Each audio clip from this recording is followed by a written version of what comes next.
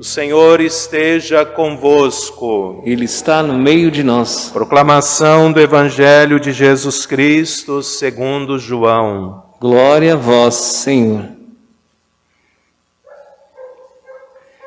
Estava próxima a Páscoa dos judeus e Jesus subiu a Jerusalém. No templo, encontrou os vendedores de bois, ovelhas e pombas e os cambistas que estavam aí sentados. Fez então um chicote de cordas e expulsou todos do templo, junto com as ovelhas e os bois. Espalhou as moedas e derrubou as mesas dos cambistas e disse aos que vendiam pombas: Tirai isto daqui, não façais da casa de meu pai uma casa de comércio. Seus discípulos lembraram-se mais tarde que a Escritura diz: O zelo por tua casa me consumirá. Então os judeus perguntaram a Jesus: Que sinal nos mostras para agir assim? Ele respondeu: Destruí este templo e em 3 dias o levantarei. Os judeus disseram: 46 anos foram precisos para a construção deste santuário, e tu o levantarás em 3 dias? Mas Jesus estava falando do templo do seu corpo. Quando Jesus ressuscitou, os discípulos lembraram-se do que ele tinha dito e acreditaram na Escritura e na palavra dele. Jesus estava em Jerusalém durante a festa da Páscoa. Vendo os sinais que realizava, muitos creram no seu nome. Mas Jesus não lhes dava crédito, pois conhecia a todos, e não precisava do testemunho de ninguém acerca do ser humano, porque ele conhecia o homem por dentro. Palavra da salvação. Glória a vós, Senhor. Que as palavras do Santo Evangelho perdoem os nossos pecados. Amém.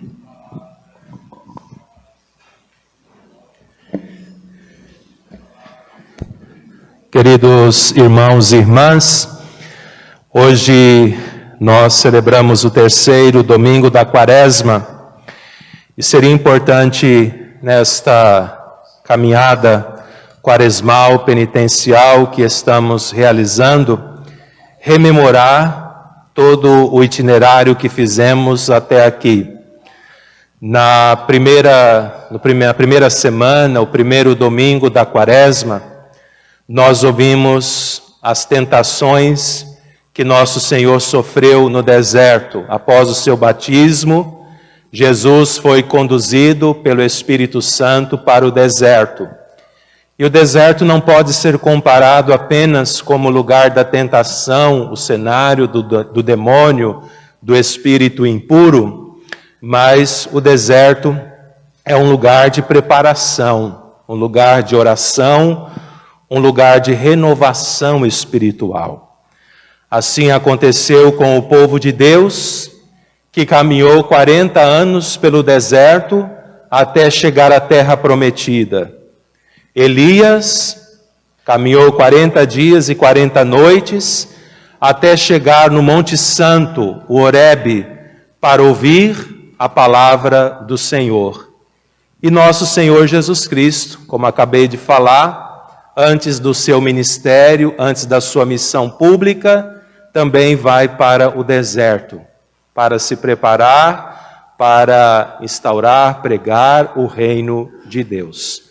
Portanto, o deserto, esse número 40, representa não só um intervalo, um tempo litúrgico, mas este número 40 representa toda uma vida, pois nosso Senhor Jesus Cristo foi tentado não só no deserto, não só 40 dias, mas durante toda a sua vida, todo o seu ministério, a se desviar do projeto, da missão que o Pai lhe concedera de redimir, de salvar a humanidade.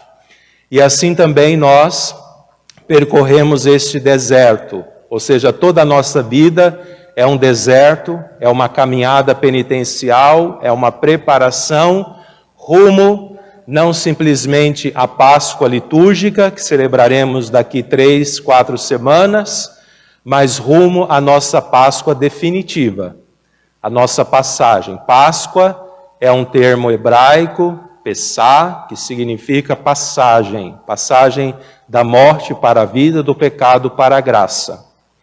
E no domingo passado, nós ouvimos o evangelho da transfiguração do Senhor. Jesus, chegando à cidade de Cesareia de Filipe, anuncia aos seus discípulos como ele vai redimir, como ele vai salvar enquanto Messias, enquanto enviado de Deus Pai, a humanidade. Ele o fará não como um líder político, não como um Messias puramente humano, como era aguardado pelo povo à época, mas ele virá para redimir, para salvar através da cruz, através do derramamento do seu próprio sangue. Ele vem não para tirar a vida dos outros, dos inimigos, dos irmãos da casa de Israel, da antiga aliança, mas ele vem justamente para entregar a sua própria vida em resgate e salvação da humanidade, pela salvação da humanidade. E hoje nós ouvimos um Jesus um pouquinho diferente. Estamos acostumados a ver Jesus perdoar os pecadores públicos, comer com eles, estar com eles, Jesus acolher a todos, mas hoje um Jesus um pouco diferente se mostra a nós, que pega no chicote, um pouco irado, violento, e tem seus motivos. Nosso Senhor vai a Jerusalém, já está se aproximando a Páscoa judaica, portanto, um lugar em que vivia em torno de um número de 50 mil habitantes, agora tem um número de 180 mil. Então a cidade está repleta, está cheia. Muitos se preparam uma vida para ir adorar o Pai na festa da Páscoa. E o que nosso Senhor encontra ali no Templo de Jerusalém? Uma verdadeira bolsa de valores. Encontra ali não um local de oração, não um local em que se presta culto, adoração a Deus, mas um covil de ladrões, vendedores, pessoas que se aproveitam da fé, da religiosidade para proveito próprio, para interesses escusos, para tirar proveito, da fé, da religião. Tudo o que estava acontecendo no Templo de Jerusalém é lícito, está previsto pela lei de Moisés. Todo judeu deve oferecer sacrifícios, oferece touros, animais, oferece ovelhas, oferece pombinhas, aves, para expressar o seu amor, a sua adoração, o seu culto a Deus.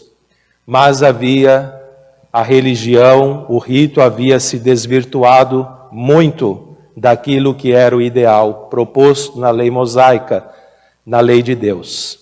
Então Jesus pega no chicote e expulsa mesmo os vendedores do templo, porque estavam fazendo simonia, estavam vendendo as coisas sagradas, estavam se utilizando da fé, da religião, para outros objetivos, senão prestar culto a Deus, louvor, adoração a Deus. E aproveita a oportunidade para revelar que esse sistema já está chegando à sua conclusão. Esta forma de prestar culto está prestes a acabar, porque haverá um novo templo, um segundo templo. O segundo templo não é aquele que foi reconstruído após o exílio da Babilônia. Salomão havia construído um magnífico templo e depois houve a reconstrução do templo, né? Um pouco inferior àquele que Salomão havia construído. E nosso Senhor diz que haverá um novo templo, e esse templo será destruído, e em 3 dias reconstruído. Os judeus então ficaram espantados, porque para a edificação do templo de Jerusalém foram necessários, precisos, 46 anos. E o Senhor em 3 dias vai reconstruir o templo? Não se trata de um templo físico.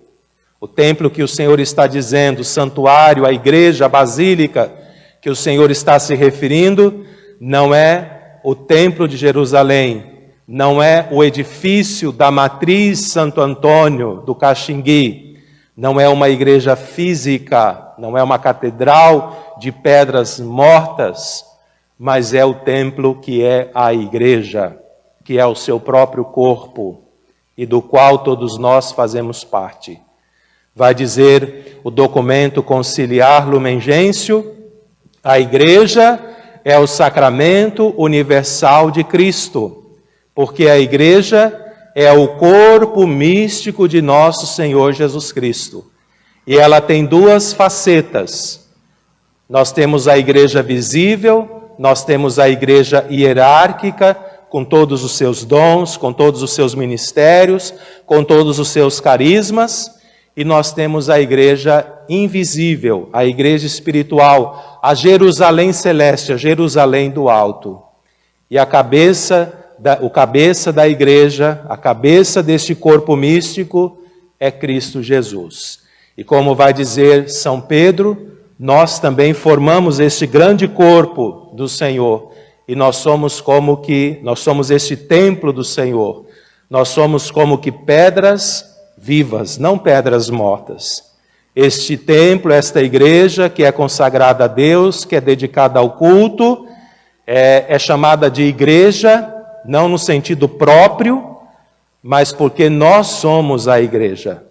Nós somos a igreja. E por isso que este templo pode ser chamado igreja, porque a igreja verdadeira, a igreja formada, como fala São Pedro, por pedras vivas, está edificada agora, neste momento, celebrando a Eucaristia. Então, porque nós, enquanto membros do corpo de Cristo, somos a igreja, nós podemos dizer que este edifício também pode ser chamado igreja, porque aqui se reúne a igreja de Cristo Jesus, uma igreja de pedras vivas, de pedras preciosas. Amados irmãos, hoje também a palavra nos fala sobre o Decálogo, os 10 mandamentos, a tábua da lei, as 2 tábuas da lei, primeira que se refere a Deus e a segunda que se refere aos homens, à comunidade, aos irmãos, uma dimensão vertical, a nossa relação com Deus, e uma dimensão horizontal, né? Em relação aos irmãos, em relação ao próximo. Como nós conhecemos os 10 mandamentos. Nós ouvimos na primeira leitura que os 10 mandamentos, que está apresentado ali no livro do Êxodo, capítulo 20, ou no Levítico, é um pouquinho diferente daquele que nós aprendemos na catequese. Porque o que a igreja fez? A igreja adaptou os 10 mandamentos, como está lá no livro do Êxodo, capítulo 20, ao modo, à maneira catequética, para que nós entendamos. Porque é preciso olhar esta primeira leitura que foi proclamada hoje, não sob a ótica, não com os óculos, precisamos ler a primeira leitura de hoje, não com os óculos da antiga aliança, não enquanto povo judeu, mas enquanto povo cristão. O povo que foi instituído a partir da nova aliança que é Cristo Jesus. Então lá se fala da observância do sábado. Se estivéssemos na primeira aliança, se parássemos no Antigo Testamento, deveríamos observar o sábado. Mas agora a nossa novidade, a nossa nova realidade é Cristo. Então por que nós observamos o domingo e não o sábado? Por que temos o domingo como dia do Senhor e não sábado. Porque Cristo ressuscitou no domingo. Porque Jesus visitou os seus apóstolos, Jesus ressuscitado esteve com os seus apóstolos no domingo, o primeiro dia da semana. No primeiro dia da semana, Jesus se colocou no centro, lá no cenáculo, e disse: a paz esteja convosco. Depois conferiu o Espírito Santo. A ascensão, Jesus que sobe aos céus e deixa a igreja encarregada de pregar o Evangelho a todas as criaturas, no primeiro dia da semana, o domingo. Pentecostes aconteceu no domingo, a vinda do Espírito Santo sobre os cristãos. E as primeiras comunidades se reuniam para celebrar a festa do Ágape, o nome primitivo da Santa Missa, da Eucaristia, no domingo, o primeiro dia da semana. Então, para nós, o domingo adquiriu este sentido de recriação da nova humanidade, que é recriada, que é regenerada através da paixão, morte e ressurreição de Cristo Jesus.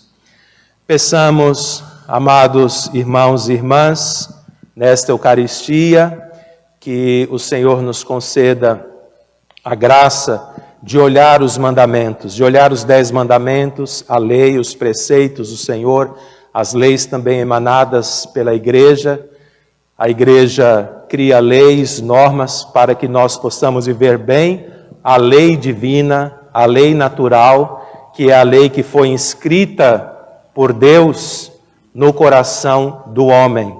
Como, por exemplo, o 6º mandamento, que fala a respeito da castidade, fala a respeito, se refere não só aos solteiros, mas também aos casais, para que vivam o sacramento do matrimônio. O matrimônio não é só algo da igreja, mas é algo natural, é algo da humanidade. Existe o matrimônio natural e existe o matrimônio enquanto sacramento, que é o matrimônio que foi abençoado por Cristo, quando Ele transformou a água em vinho em Caná da Galileia, santificando assim a união matrimonial, elevando, como vai dizer o apóstolo São Paulo, a união matrimonial natural à dignidade de sacramento. Então a Igreja cria normas, leis, para nos ajudar a vivermos bem.